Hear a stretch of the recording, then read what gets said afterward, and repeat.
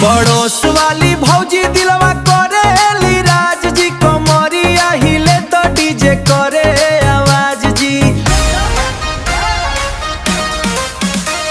पड़ोस वाली भौजी दिलवा करेली राज जी, कमरिया हिले तो डीजे करे आवाज जी।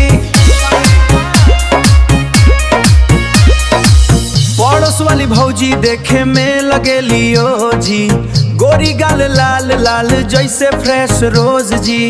जब तू बालकोनी में आव पूरा मोहल्ला रुक जाव, दिलवा के नेटवर्क डायरेक्ट तोहरे पे जुड़ जाव। ऐड पता तो कमरिया के मूवमेंट प्योर इंटरटेनमेंट, तोहरे पीछे घूमे पूरा लोकल पार्लियामेंट। भौजी ओ भौजी मारेलू नजरिया तीर, तोहरे पीछे पागल बा पूरा शहरिया भीड़। DJ drop bass, drop it, Mr. DJ drop bass, drop it, Mr. पड़ोस वाली भौजी दिलवा करेली राज जी, कमरिया हिले तो डीजे करे आवाज जी। पड़ोस वाली भौजी दिलवा करेली राज जी, कमरिया हिले तो डीजे करे आवाज जी।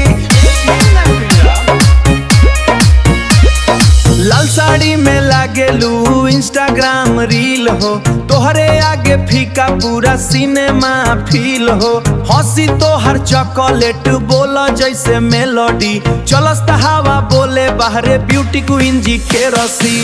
गाँव के गलिये में और बन स्वैग लेके घूमेलू स्टाइल में, ब्लैक गॉगल्स पहिरे लेके। तोहरे इशारा पे दिलवारी मिक्स हो जाला, डीजे वाला बीट भी स्लो फास्ट हो जाला जुजारा। छत पे जब फोन लेके सेल्फी बनावेलू, दिलवा के बैटरी इंस्टेंट गिरावेलू। परफ्यूम तो हार बेबी डेंजर जोन बा, पास होते दिल कन से आउट फुली लोडेड। नखरा इन पार्टी करिए डेली एक्सप्लोडेड, होठवा पे लिपस्टिक लगेला पूरा लाइफ रटर। डीजे बेस जोर पार्टी अब ही बाकी बा, पड़ोस वाली भौजी सबके फेवरेट बाकी बा। Everybody hands up, dance floor shake up, भौजी के entry full mood wake up, boss and up।